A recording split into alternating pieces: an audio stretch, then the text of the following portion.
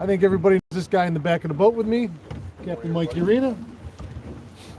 We are in the drift boat. You're going to love this. We're at the Oneida Dam. We launched over, rowed across. We said, hey, let's go try something new today. And we did. It hasn't worked out, but we're out here messing around with it. All the gates are open, all the way across. This is all the water they're draining the Oneida Lake with, getting lower in the lake level, and it's going all the way through up into, goes all the way out through Oswego River into Lake Ontario. And so we thought we'd come over here. I thought for sure we'd have a little better deal going on today. You know, but like Mike and I said, so I brought my drift boat over here years and years ago. When I was younger and in the spring. It's the first week of January right now. So it's morning Bob, any fin as possible. Good morning Eric. So we thought we'd come out here and throw some jigs and some swim baits around, which is, you know, what we did. Tried a couple different things. I was snap jigging a straight body for a few minutes. I did go over to a bucktail, shiny bucktail. My good friend Terry Wicks, also a pro staffer with JT Outdoors, gave me 3-4 rods to try today until my rods come in from JT. I haven't broke them in yet. I might go back to my house and fish off the dock for a few minutes and just see if I can get something going. I'd like to feel the different actions and work my way through them. And there'll be way more rod talk coming, open water rods and ice rods as soon as I get my stuff in and we're doing a little bit more. This weekend looks like Mike and I are going to be somewhere tomorrow, possibly Salmon River. And then I think Sunday, if weather permitting, I'm going to be down in the Finger Lakes. I think we need to be a little closer. I'm worried that the audio is not going to be great.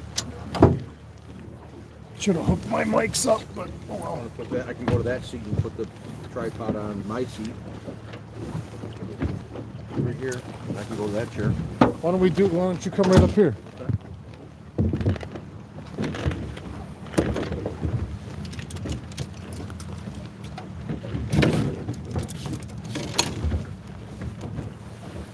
There we go. That's probably a little better. So yeah, looks like we got some fun stuff going on for the weekend. It doesn't look like we're going to have any real gnarly weather until about middle of next week. I saw that it looked like it was going to get back into the high 20s by Tuesday or Wednesday, and hopefully we'll have ice pretty quick.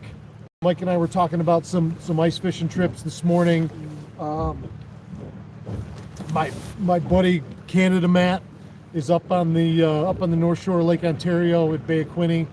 We're gonna get up there at some point this winter and see him and do some ice fishing once they got good ice on the bay. You know, you guys were up there open water a couple weeks ago. Yeah, we were up in the eastern end right about a month ago now, just a little less maybe. Yeah. And yep. The bays were open and full of walleyes. I had friends that were up in Quinte this week, and they caught a few ices there in spots. You got to go way back in the bay. They did a few fish. It's going to get better. It always gets better up there. We had a mutual friend of ours take a big walleye in Oswego last night, jigging off the wall down there. Boy, it was a dandy. I'll put the picture up. Yeah, he went up there, third cast on a blade bait, cracked. He didn't say how big it was, but I'm going to guess it's at least 7. Yeah, I mean it was a chunk. You guys will see the picture. I mean it was girthy. It had to be in the high 20-inch range. Which was 6, 7, somewhere's in there, give or take. But certainly looked fat and happy. So we thought we'd come out here today and mess around a little bit, and we did. We accomplished everything. We fished it side to side. Mike even put the motor. You can see it right behind me. He even put the little kicker on the drift boat. And I suppose we could have fished our way. You know, it's funny. If we would have caught a couple fish, even something maybe not a target species today, it changes your attitude. It changes your mindset. It changes you. Let's go try this, or let's go here, or let's go. You know, we fished it back and forth twice, and we didn't have a bite. You know. What it comes down to is after seeing this, I would do something a little bit different next time. I'd bring a few things that are different, but you know, I wasn't sure what it was going to look like, and we kind of brought some stuff that I probably would have used up in Oswego this time of year. Not everything. Yep. And it's not the Oswego fishery, but it looks like it. I think it'll fish similar, but I just needed some other things that I didn't bring today, and maybe that would have made a little bit of a difference. But. And we gotta find, you know, if you did this enough, you'd start to key in on, you know, Mike said we could be casting into a desert right here, and there'd be a pile of them on that seam right there. Until you spend the time and really figure them out, and they start showing you where they are, it's search mode, you know, and it doesn't matter who you are. You go to a new body of water or do a new thing, there's a curve there. I don't know. I guess my first thought is it's not often where you would go someplace brand new, day one, right off the bat, and lay right into them.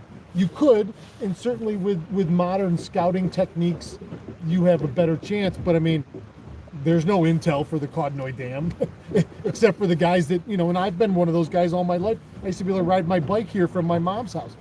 You know, I've always fished it from the shore most of the time, and so it's not like we have an idea of what seam they're sitting on. I suppose we could have got... If we come back in May, it'll be a different story. I don't know exactly what to do in May. Certainly. And we probably could have brought the underwater camera and tried looking around and seeing. I don't know how it would have worked in the current or in this water and on a dark day, but you know, we could have looked around. I even brought my center pin rod today and was drifting with the center pin, a bead in a bag, marabou jig. You know, it could have, I don't know, Mike and I talked about this yesterday. I don't really think it matters what kind of fish. I don't think only trout would eat an egg, a single egg. I just think that looks natural and they would eat it. And certainly salmon eggs. Again, I don't think just a trout or salmon would eat a salmon egg. That marabou bug, sure, anything in its right mind, if it came by, would have eaten it.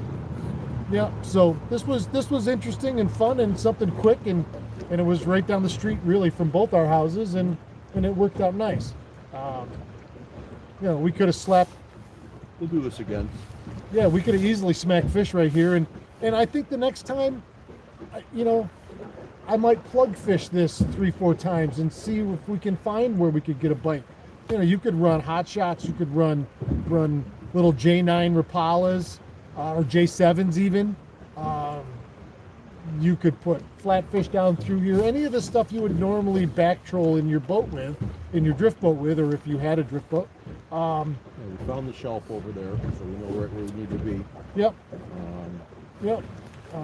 I even thought that we would have a chance at possibly, because below each of these dams, there's a pretty significant cutout, naturally, with all that water rushing through it. And I thought there would be a chance of catching a catfish. You know, now maybe the water, I mean, this water is bitter cold. It's running, so it's not frozen, but the day I pulled my boat out, this water has been under 40 or under 32 degrees surface temp for 2 weeks now.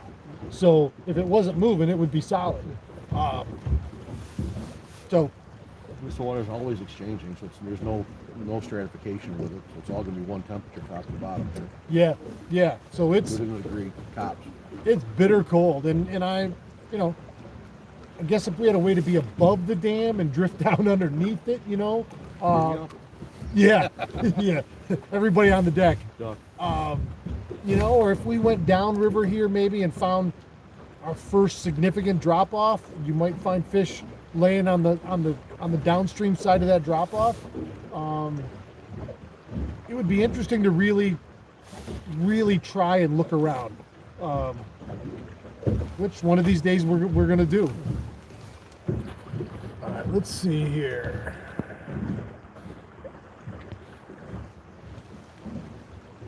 Tom Merlin, what's up, buddy? Rob H, sounds good. Oh, thanks for the mic check. Paul Messina, good morning. Hey, Paulie, thanks for dinner the other night. It was fantastic. Oh, you were down there recently We too? rolled down there for New Year's. Oh, yeah. Unbelievable. Yep. Unbelievable. Staff was on point. Paulie was on point. Got to hear, see the stories. He showed me pictures of his family from back in the day when his father was that tall. Best meal I've had in the restaurant in recent memory, if not ever. It was just And most everything people was on think, point, Paulie. Nice job. You know, it's funny, and I went on for 5 minutes yesterday because we were there Wednesday night, and you know, people think pizza. It's not just pizza. I mean, and it's not your normal pizza place. Everything is so good down there, man. But We had a couple of apps, a couple of drinks, and Paulie finished it off with some custom little special at the end. And I don't know what it was, but the dessert. we're going back. No, it was a little cordial. Oh, the one with the cherry That's in the it. one. Oh, I asked him for the recipe, but he ignored me. Yeah, he explained that the whole thing the night we were down there too. And like even Courtney's not a big drinker, and she took that first sip and you could see her eyes light up. She goes, that just made my whole body warm, which normally is not good for a woman with hot flashes. And she's like, it made my whole body warm. And next thing you know, she took another sip, and I'm like, she must really like it, because if she goes in for a second sip, you know, she'll always have first sip of my beer or something. But that was good. And then the cherry, when you ate the cherry at the end, that was the best part. That was outstanding. That's funny. Gotta run. All right, buddy. Any Finn, hey, John Lutz, Mark Webb, good morning. Randy, good morning. Definitely smallies and walleyes there. Yeah, that we thought the exact same thing, and we'll be back to where we can get this a little more dialed in. If anyone's fished here before, tell me if they've ever caught them here in January. I mean, I know they're here in May. I know they're here in April. I know they're here in September and October. I just don't know where they are middle of the winter. I mean, they can run all the way back up to the lake from here. That gate's wide open. Yeah. They can go deep. They can go. Yeah, they can go wherever they want. Yeah, great question. There's no question it's not fishable. The ramping procedure is a little questionable, but Yeah. The beauty of a drift boat, you can get them almost anywhere. All right. Well, I think that'll do it for today. This will be a quickie. We're at still 13 minutes. Stay tuned. Join us tomorrow. We're gonna be somewhere doing something Saturday and Sunday. So, thanks everybody. Have a great Friday and have a good weekend. See you tomorrow. Thanks. keep your tip up. Keep your tip up.